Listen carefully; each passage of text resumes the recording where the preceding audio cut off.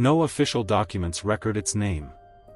No photo ever captures its full shape. No survivor ever tells the whole story of that night. But one thing is certain, it appeared. And nothing was ever the same again. In November 2013, in a small town in Oklahoma, a local journalist named Liam Hart began a private investigation into a series of strange disappearances. Every case had one disturbing detail in common: someone was seen behind the window. In his notes, Liam wrote, "I visited one of the families. The mother couldn't explain why she kept waking up to her child screaming. When I got there, the curtain in the kids' room was still swaying, and I instantly felt it. Someone had been watching from outside. But there was no one there." 2 weeks later, Liam made his final call to the local investigation bureau. His last recorded words were, "I saw it. It's unnaturally tall, the eyes.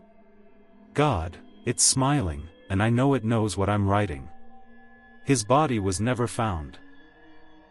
And from that day, whispers began, of a creature some call the smiling window thing.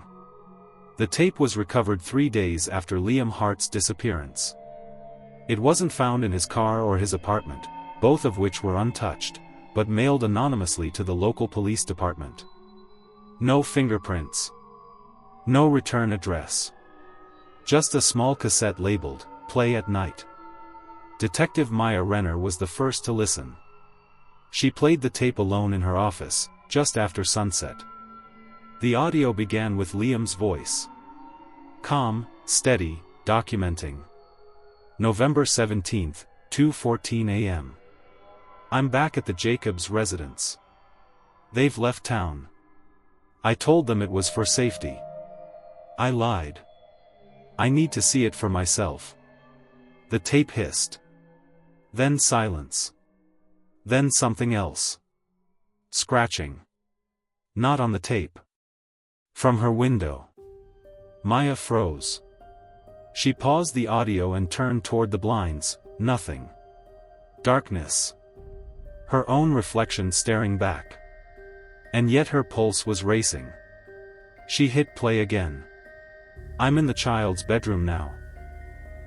The curtain's moving. The house is still. The wind isn't blowing.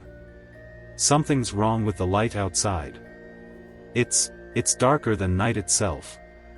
What followed was 37 seconds of silence on the tape. No breathing. No movement. Just a faint clicking sound. Repetitive.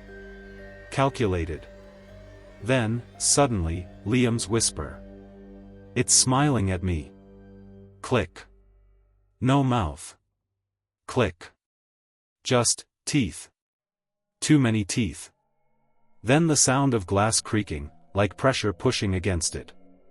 Then Liam's voice, lower now, almost cracked. "It knows I see it. And it's smiling wider. God help me, it's real." The recording ended. But when Maya looked up again, the window wasn't reflecting her face anymore. It was reflecting something else. Something taller. And smiling. 6 months after Liam Hart's disappearance, the town of Elk Ridge tried to move on. The story faded from the news. No more reports, no more panic. But then came the surveillance footage. April 4, 2014, 3:42 a.m. At the Elk Ridge Elementary School, motion sensors triggered a silent alarm. Security reviewed the cameras the next morning expecting vandals. What they found was a single frame. Just one. A snapshot from the hallway near the library. In the photo, everything seemed normal at first glance. Dim lighting. Empty corridor. But standing at the far end, nearly blending into the darkness, was a shape. Long, thin. Head slightly tilted. 2 glowing, circular eyes. No nose. No eyelids. Just a stretched, sickening smile that didn't quite end on either side. The image only lasted for a single frame. The next one showed nothing but the hallway again. Officer Gerald Monroe was the first to analyze the file. He didn't sleep that night. In his report, he wrote, "I've been doing this for 15 years. Seen break-ins, suicides, even a guy who set his own house on fire. But this was different. I kept zooming in on the thing's eyes. And I swear, the more I stared, the more I felt like it was watching back." The footage was never released publicly. The school was shut down for maintenance 3 days later. And Gerald Monroe went missing the same week. All that was found was his badge, pressed against the glass of his own bedroom window. By the summer of 2014, a growing number of Elk Ridge residents had left town. Houses were abandoned.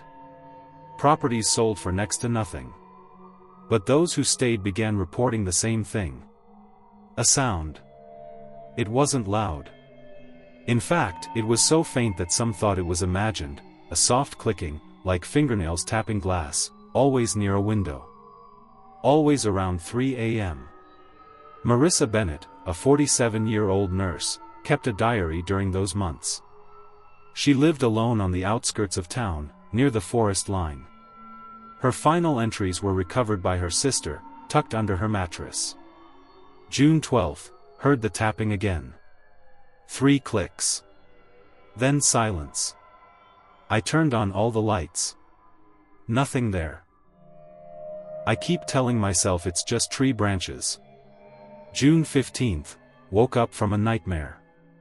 Something was watching me from the window. Except, the curtains were drawn. How did I see it? June 18, tonight it clicked 4 times. Then laughed. I didn't imagine that. It was a dry sound. Like a cough that smiled. June 20th, I saw it. Standing outside the kitchen window. It didn't move. Just stood there. I don't know how long. I think I blacked out. That was her last note. When her sister arrived on June 22nd, the front door was locked from the inside. Every window was shut. Nothing was broken. But Marissa was gone.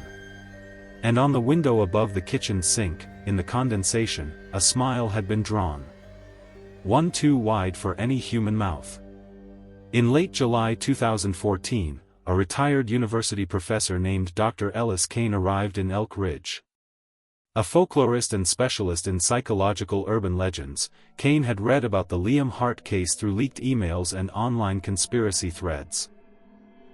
But when he came across the school surveillance story, and the tape, he knew this wasn't folklore. This was something else. Kane rented a small cabin near the old riverbed and began conducting interviews with remaining locals. Many refused to talk. Some broke into tears when he simply asked, "Have you heard it?" Others whispered the same phrase. "It smiles when you know it's real." In his journal, Kane documented an eerie pattern. All recorded incidents happened near windows without curtains, or where reflections could be clearly seen. As if the entity thrived on being looked at. Or, being mirrored. Then, on August 3rd, Kane captured something. He had placed motion-triggered cameras along the treeline behind his cabin. One photo, at 3:07 a.m., showed a tall figure, elongated limbs, head tilted unnaturally, and a reflection in the cabin's window, one that didn't match its pose. Kane's final journal entry read, "Its reflection smiled before it moved. But the real one hadn't yet." How is that possible? What kind of thing reflects before it acts? Unless it's not outside. By September 2014, the name Window 307 had started circulating on underground forums. Reddit threads. Discord servers. Dark YouTube channels. Everyone seemed to reference the same details. A tall figure, often motionless. Glowing eyes that don't blink. A smile too wide, without lips. And always, appearing near windows at exactly 3:07 a.m. Some thought it was mass hysteria. A meme gone viral. But others claimed more. That if you read about it too much, or watched the photos too closely, strange things would begin happening in your own home. One user, under the name Mothglass73, posted a chilling update to a forum thread titled, "I think it followed me. I stayed up until 3:07. I had to know. I turned off all lights. Sat across from my bedroom window. Nothing happened. Not at first. But at 3:07 exactly, the glass shimmered. Not like a reflection. Like something was trying to push through it. Then I saw the eyes. They weren't on the other side. They were on mine." That was their last post. The account was deleted within 12 hours. Not by the user. By the platform itself, due to unusual back-end interference. No further explanation was given. And now, a new legend was born. If you see it once, it watches. If you hear it, it's near. If you smile back, it enters. In October 2014, a landlord named Susan Keller filed a complaint with Elk Ridge's remaining local authorities. One of her tenants, a 19-year-old student named Brent Holloway, had not been seen in over 2 weeks. Neighbors reported odd behavior before his disappearance, covering windows with duct tape, staying awake all night, and blasting static noise from his laptop speakers. When the apartment was finally entered under a welfare check, the scene inside was strange. Every reflective surface, mirrors, TV screens, even polished utensils, had been smeared with black paint or turned to face the wall. The only untouched window faced north, directly across from an abandoned factory. A single folding chair was positioned in front of it. On the wall behind the chair, scrawled in red ink, were the words, "Don't look at it when it smiles." Investigators found Brent's phone still recording. The video was nearly 6 hours long. For most of it, the frame just showed Brent staring at the window. Silent. Unmoving. Breathing shallow. But near the 5-hour, 48-minute mark, something changed. The curtains shifted. There was no wind. Brent whispered. "It found the glass. I left one uncovered. It found it." Then he smiled. A slow, unnatural smile that didn't match the fear in his eyes. And said, "I think it wants me to smile back." The camera fell.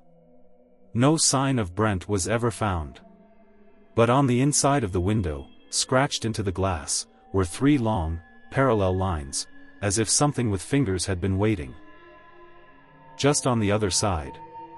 In November 2014, a substitute teacher named Donna Wexley filed an incident report at Franklin Elementary, one of the few remaining schools still operating near Elk Ridge. It described several disturbing drawings found during an art class assignment titled, "Draw What You Dreamed Last Night." 12 students, all aged between 6 and 8, turned in nearly identical images. A tall, black figure. A round, pale face. Enormous, lidless eyes. And a crescent-like grin that reached both sides of the face, sometimes extending off the page.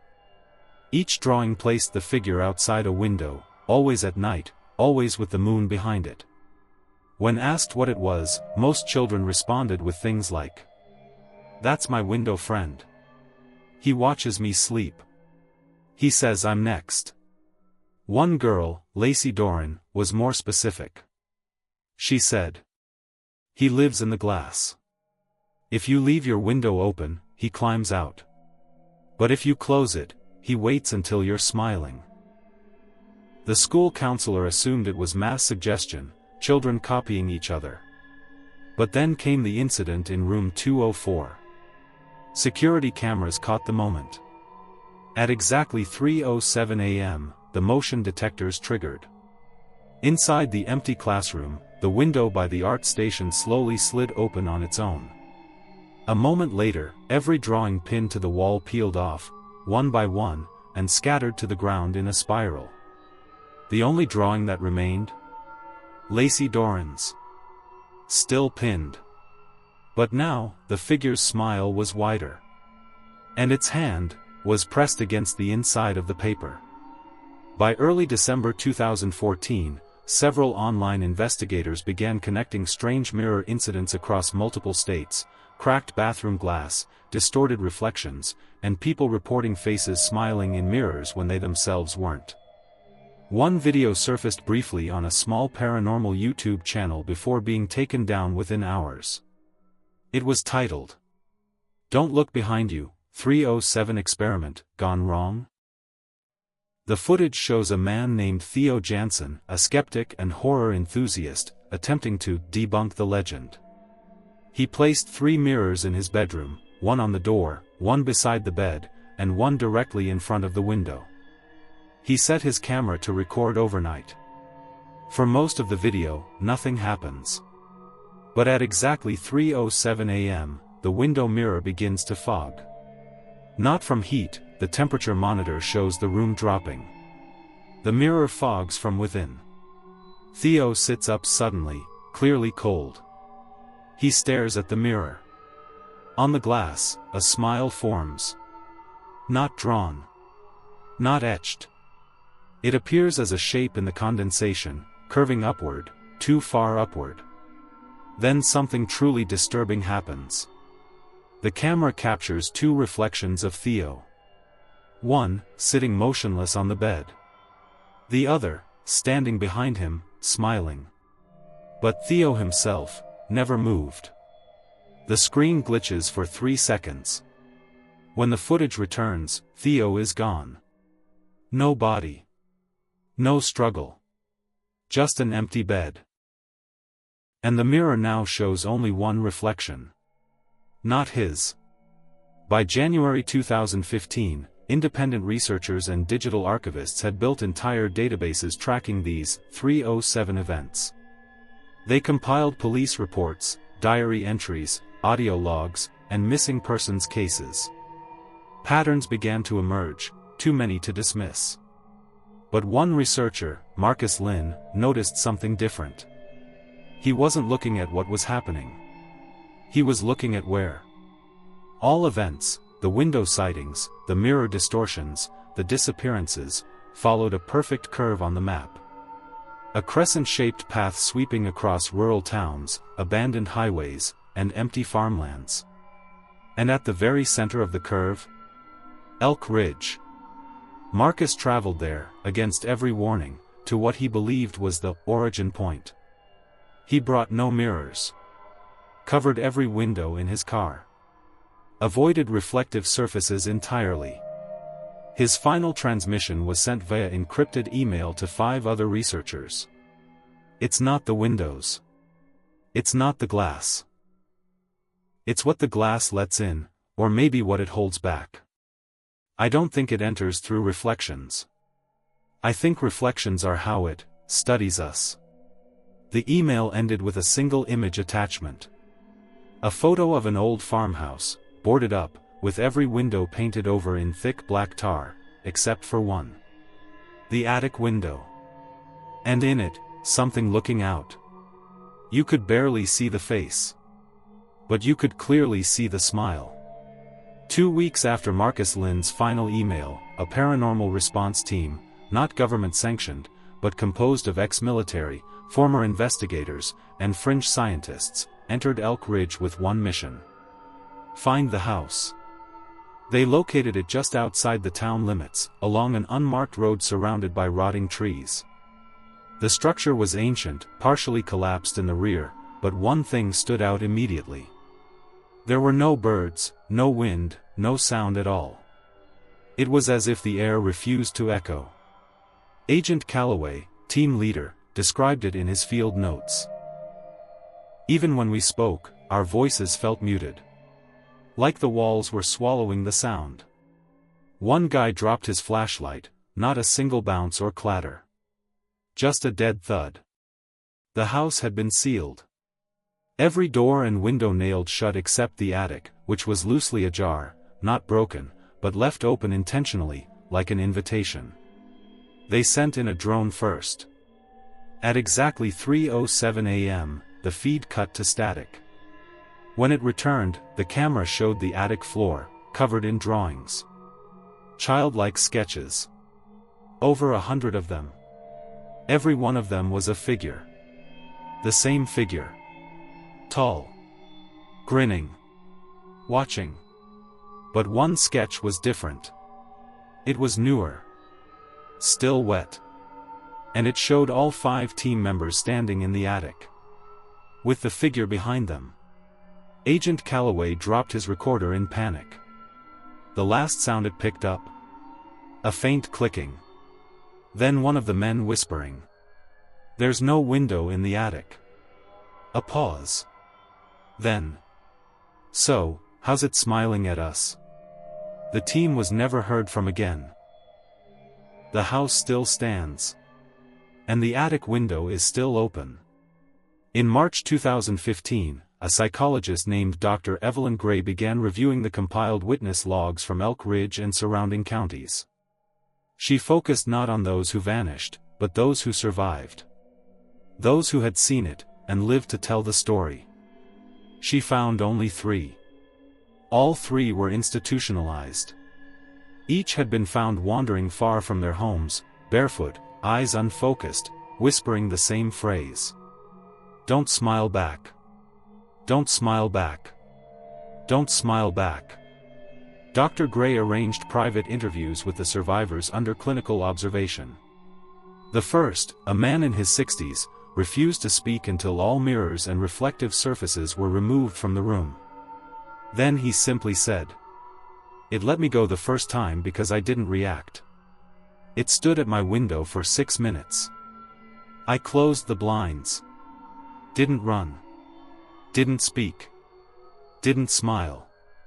That's the only reason I'm alive." The second, a teenage girl, had her eyes permanently damaged, not by injury, but from prolonged dilation.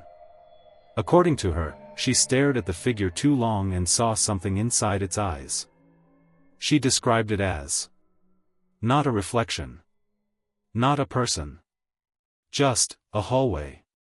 An endless hallway. Full of doors.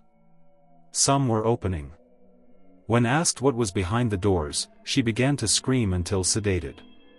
But the third subject was different. He wanted to talk.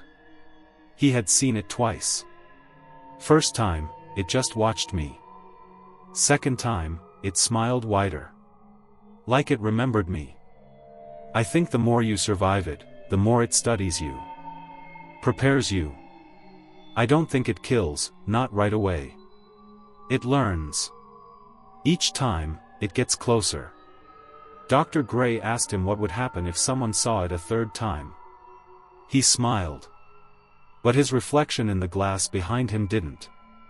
In April 2015, a digital archivist named Rachel Morey uncovered a corrupted video file from a backup server used by the Elk Ridge Police Department. The file, labeled CCTV_front_yard_CAM0413-MOV, had been autosaved from a dash-mounted unit in a patrol car parked across from an abandoned home. The video was simple, a static shot of the house at night. Nothing unusual. Except for the time code, 3:06 and 54 seconds AM to 3:07 and 12 seconds AM, just 18 seconds. Rachel ran frame-by-frame analysis. Every frame was consistent, until she reached 3 hours 7 minutes and 1 second. That frame was missing. Not corrupted. Not skipped. Just, not there. Her software showed 299 frames accounted for. But in the timeline, frame 157, gone. She enhanced the 2 surrounding frames. At 3 hours and 7 minutes, the house was dark. At 3 hours 7 minutes and 2 seconds, a shape stood in the yard. Unmoving. Unblurred. But, not in the yard. In the lens. Its face filled the camera. No approach. No movement. Just suddenly there, as if it had been inches from the device, watching through the recording itself. And the worst part? Its reflection appeared first, 3 frames earlier, in the windshield. Rachel froze the frame, printed it out, and tried to show it to her supervisor the next day. But the image wouldn't copy. Printers failed. Screens flickered. The file crashed any device it touched. Except her bedroom window. That night, it fogged over. And when she wiped the glass clean, her printout was pressed to the outside. Only now, the figure was gone from the image. But her own face was still there. Smiling. By May 2015, a radio operator named Calvin Reese began intercepting strange transmissions on a closed emergency frequency, a band reserved for natural disasters and government alerts. The messages were short, faint, distorted by static. But one detail stood out. The messages began with names. Real names. Names of people who had gone missing from Elk Ridge. One by one. This is Marissa. Marissa Bennett. I didn't smile. I swear I didn't smile. Gerald Monroe. The eyes are wrong. They're mirrors now. Inside out. It's Brent. Please tell them not to look.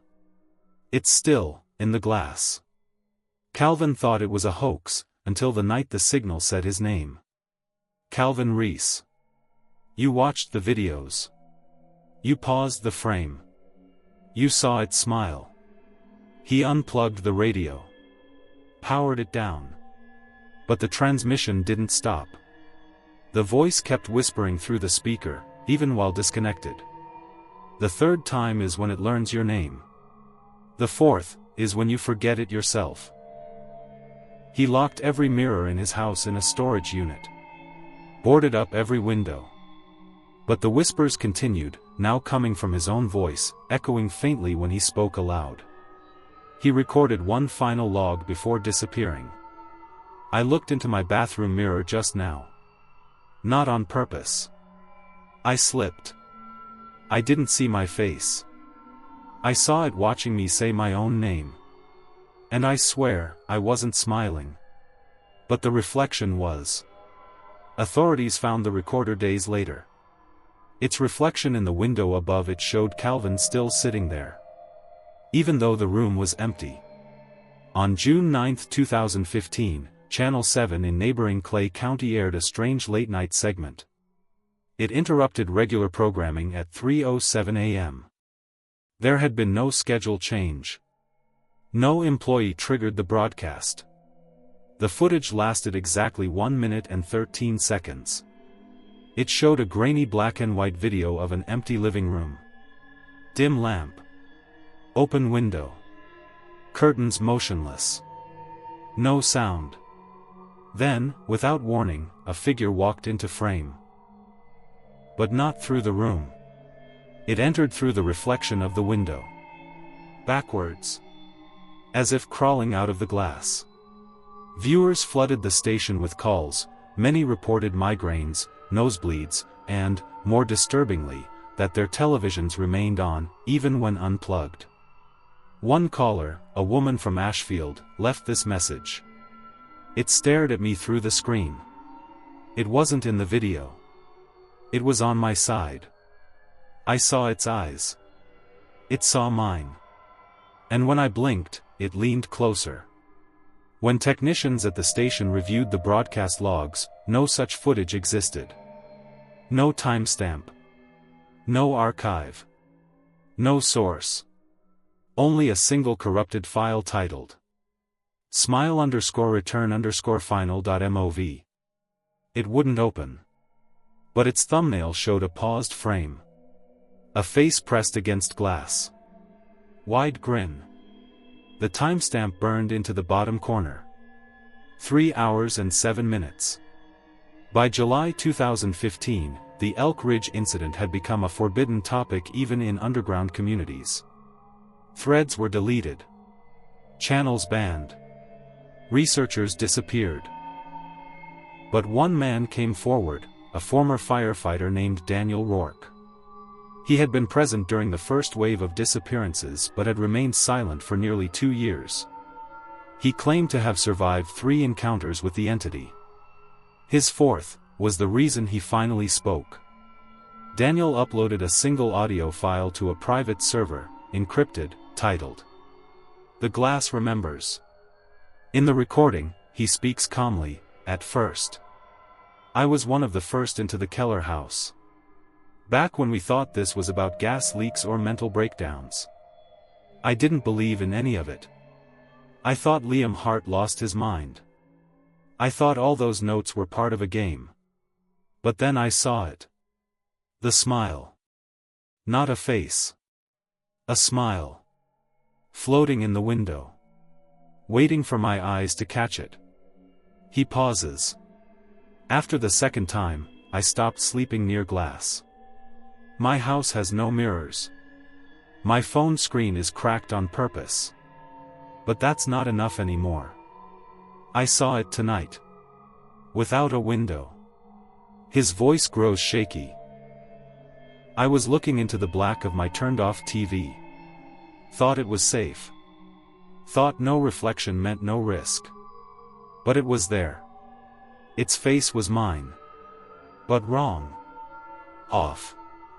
I smiled, not with my lips, but with something beneath my skin."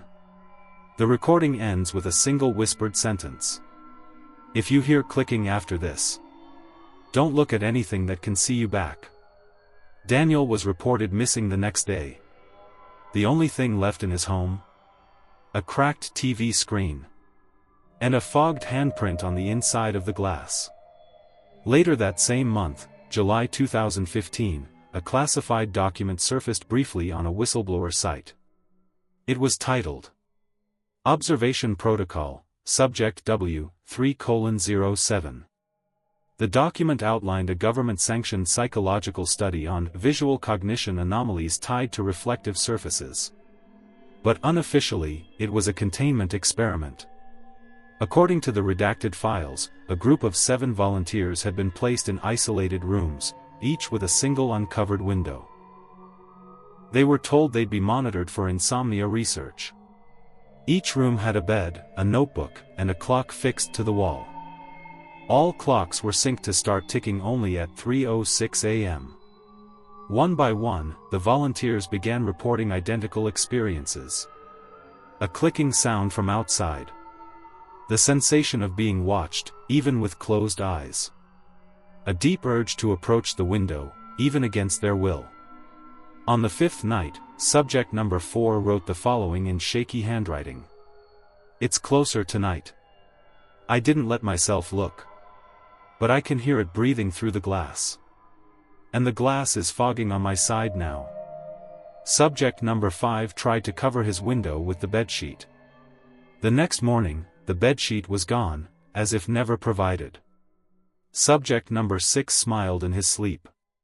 They found his body frozen, mid-expression, eyes wide, mouth stretched unnaturally. The window wasn't broken. But the reflection in it showed him still sitting up. Security footage from that night showed no entry. But frame-by-frame analysis revealed something chilling. At 3 hours and 7 minutes, every subject's window went black for 1 full second. And in that second, across all 7 feeds, a single grinning face appeared in every pane. Not behind it. Inside. By August 2015, a new theory began to circulate in hidden circles of researchers and paranormal archivists, not among believers, but among those who had seen it. The theory was simple, terrifying, and almost universally agreed upon. It doesn't come through the glass. It is the glass. A defector from a now-defunct experimental optics lab, known online only as Echovane, posted a single message before vanishing. It's not using reflections as a door. It is the reflection. It mimics, learns, waits. Every time you look in a window and expect to see yourself, you invite it. Every pane of glass is a mask. One day, the mask won't come off. This would have been dismissed as internet creepypasta. Until a journalist in Oregon named Alex Nunez tested the theory. He lived in a studio apartment with no internal mirrors and blackout blinds. He turned every device screen to face the floor. He lived in visual isolation for 41 days. No reflection. No glass. On day 42, his neighbor reported hearing a scream. When police entered, Alex was gone, no forced entry, no blood, no struggle. But on his bedroom wall, written in marker. I didn't break the rule. I didn't look. But it still came. Because it doesn't need your eyes. It just needs to learn how to wear your face. The bedroom window was untouched. Except for the inside. There, in the corner of the glass, etched faintly but unmistakably. A smile. And just below it, in barely visible scratches. See you again soon. In September 2015, an urban explorer named Jamie Della Rosa live-streamed her exploration of an abandoned apartment building in eastern Elk Ridge, one untouched since the earliest disappearances.